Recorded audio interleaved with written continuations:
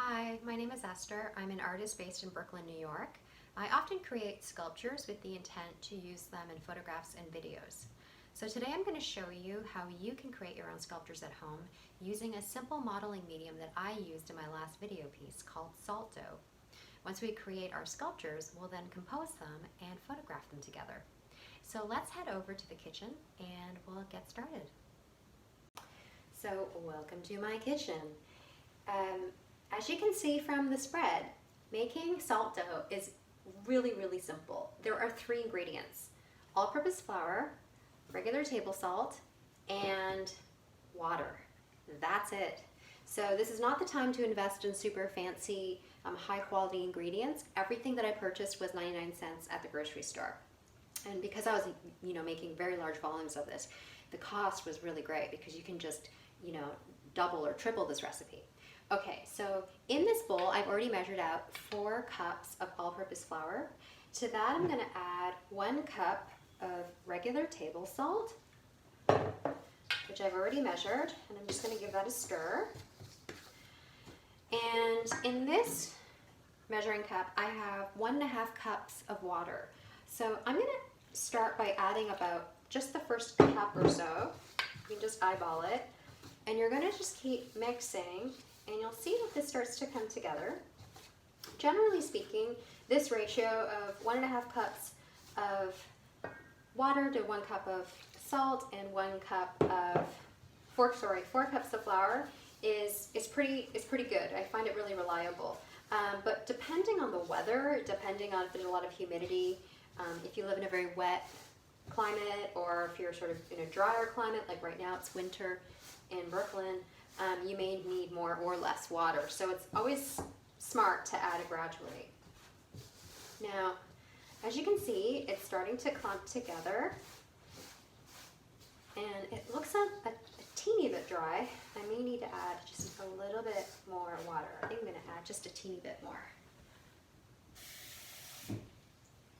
So I think I've added just about a 1/4 cup, if that, just a few tablespoons of water. And that's much better. So this mixture, at this point, I'm just going to get in there with my hands. And what you're going to do is you're going to just keep working this dough. As you can see, it's starting to hold together. And it'll just incorporate all the flour at the bottom of the bowl and start to form a ball. And then you're going to knead that ball for about 5 minutes or so. So I'm just going to keep working this until it forms a ball, and you'll see it actually start to stick together.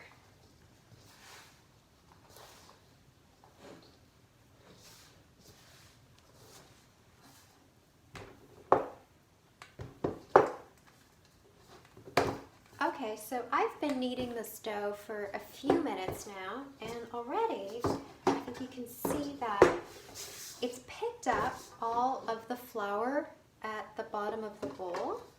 I just like to kind of run the dough over the surface of the bowl so that it just picks up all of that extra flour, so we don't really waste any.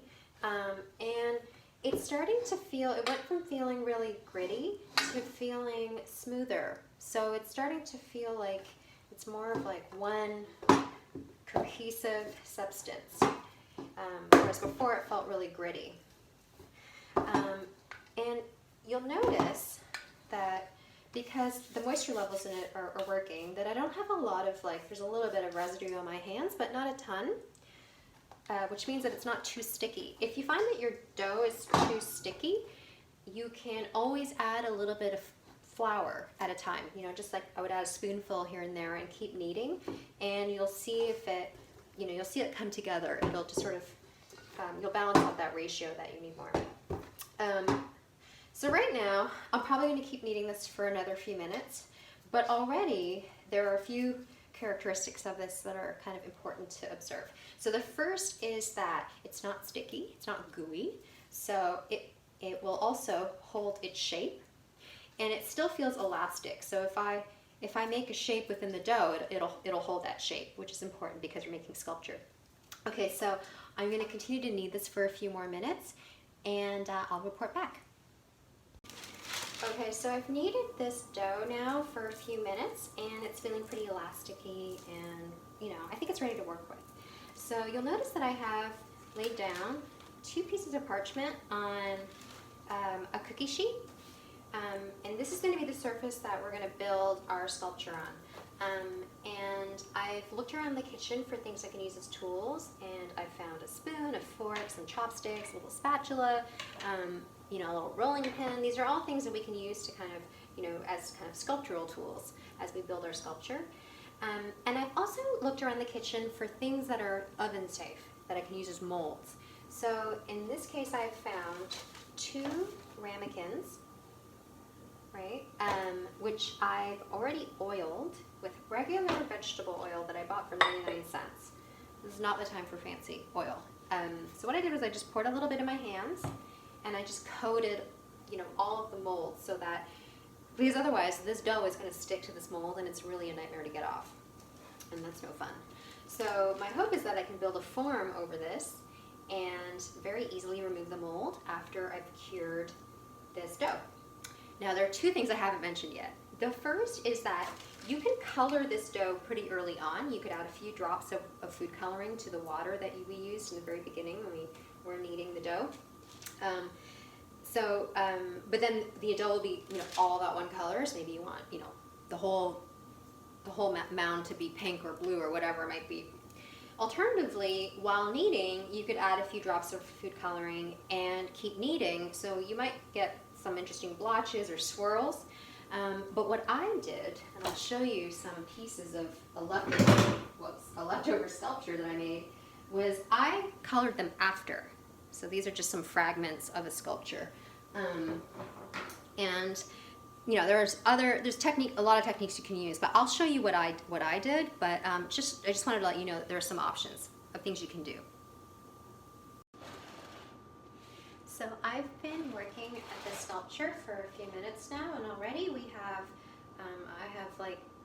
the basis, I think, for something that sort of looks a little bit like a cave almost.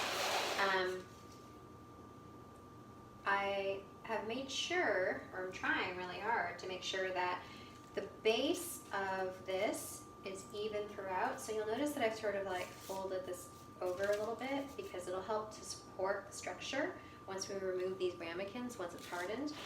And I've included some openings because I think it makes for interesting photographs, because if you can imagine that once we start photographing it, it'll be quite dark inside, so there'll be some contrast and a sense of depth within the object. It also really is really practical for drying because it helps the air circulate underneath to help dry out all of this dough once you put it in the oven. And the third thing that I would really recommend that you think about is that the dough be more or less consistent, a consistent thickness throughout. So if I were to then just roll up this ball and place it somewhere on the sculpture, this is going to take much longer to dry in the oven than some of these other areas where this is maybe only about 1/3 of an inch or 1/2 an inch thick. So that's just something to keep in mind. But I'm just going to keep rotating this and working at it, and then I'll show you sort of what it looks like before it goes in the oven. Okay, so this is what I've been working on, and I don't know, I think it looks a little bit like it might be a mountain or a volcano or a cave, but I'm going to show you what it looks like from all angles. And I've intentionally left this pretty rough. I haven't really used any of the tools that I've brought out, but you could imagine taking a fork and you could even create texture with it. You could get really, really intricate. I'm not going to be particularly precious with this because what I like is when the forms that I create look really ambiguous, like they look like they could be part of a rock or a mountain or even part bone in some cases, where I have left, because this will lighten when it hardens, so when I've left sort of the color of the dough to kind of look really light, so it looks almost like bleached bone. But I like that it gets really ambiguous. So I think this might work for me. But by all means, you can be very, very intricate with your sculpture, make it even incredibly realistic if you'd like. And, you know, just get really inventive with thinking about how you can use ordinary objects in the kitchen as tools to sculpt with. You don't need to spend a lot of money, but already you can see, like, you can use tools to create all kinds of interesting effects. So I think though that I'm ready to put this in the oven. So now it's time to put our sculpture in the oven. So you want to set your oven to the lowest temperature setting that it can go to. So mine is at 170 Fahrenheit, but your oven might be a little bit different. And I've put our little friend inside of the oven where it will slowly bake and dry out and harden. So I'm gonna leave it in there for about an hour or so, and I'll check on it periodically, but we'll see within an hour if it looks like it's more or less ready. Here's a sculpture now out of the oven. You'll see that I removed the mold successfully, which is great. The way you can tell that your sculpture has hardened enough is that the color will lighten, it'll feel hard and sound brittle, and the parts that are not, you know, that still have moisture will look like a darker yellow and feel a little bit rubbery. So, so this is sort of where we're at right now. And now I'm ready to paint it. So at this point you could use acrylic paints, you could even try watercolor paints, you know, you could try all different kinds of materials on it. What I ended up using are these spray food coloring that you can buy online, and this is what I have used in most of my sculptures, which allows for a lot of different variation, and you know, that comes in a million different colors and metallics even. So this is sort of what I use, but when you do use this, I do advise that you open a window. It's food coloring, so it's not you know, toxic paint or anything. You know, people use this to decorate cakes and cupcakes and things like that, but it still is a mist. So I like to just have my area a little bit ventilated, and I definitely, you know, put out like, you know, you could get old newspapers or something and just, you know, mask out that area, because otherwise this stuff is going to go all over your kitchen. And trust me from experience, it's really not fun to clean up. So I have here an old piece of leftover like seamless paper from a photo shoot that you know, it was all crinkled up, and I just am using this as scrap so that I can then spray this. So I'll show you, I'll spray this now, and then we will move on to taking photos of it. I've placed the object on a piece of blue paper that I'm using. It's actually leftover seamless paper used for photo shoots. You can use construction paper, you don't even have to use paper, you could use fabric as a backdrop, or you could even place your objects within parts of your home and use that as a backdrop. That could be interesting. But I'm just showing you sort of how I put this together. It's really, really quick. I obviously am taping to tile, so it's not going to leave a residue, but if you are taping your backdrop to a painted wall, just make sure that your tape isn't going to remove the paint from that wall. You know, definitely double check. Duct tape and things like that will, so you don't want to ruin your walls. But I'm showing you now different angles of this object just from my camera phone, because, you know, just to give you some ideas of how you can photograph it. There's so many different options. And now I'll show you ways in which you could play with a bit of lighting to even change it further. Lighting can drastically alter how we view an object in an image. So right now I have window light coming from the right side of the frame, right here. You can see my fingers wiggling. And I have the overhead light on in my kitchen. So look what happens when I turn off the overhead light. Already we have a pretty dramatic difference. And now I'm going to take a piece of black foam core, one of my most favorite tools in the studio, and block off some of that window light. Again, that's changed the image. You can also get a piece of white foam core, so whereas the black foam core will absorb the light, the white foam core will bounce it back in, right? So I'm right now holding a piece of white foam core, and you can see that it very subtly changes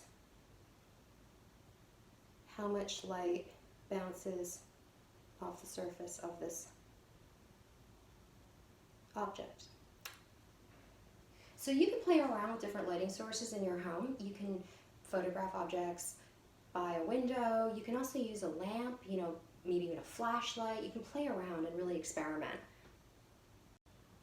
I've taken some of the remnants of other sculptures and sort of stack them onto this piece just because I'm playing around with different kinds of compositions. But you can see that, one of the benefits of actually shooting photographs with your phone is that it's really small and you can really, explore a lot of different angles. So there are a lot of possibilities in how we can view these objects and how we can make images of them.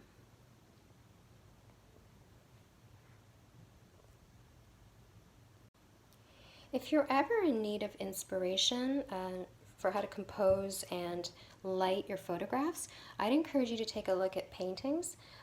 This is what I often do. I sit in museums and stare at paintings for a very, very long time.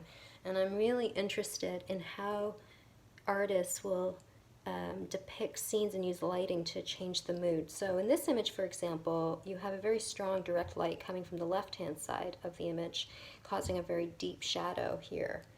And the painter Felipe Ramirez has really, is really doing that to create a lot of drama and interest in what are otherwise very ordinary, everyday objects in this Spanish still life. So there's lots of places that you can look to for inspiration, and so I think just be curious and take a look around you and get inspiration from everywhere you can.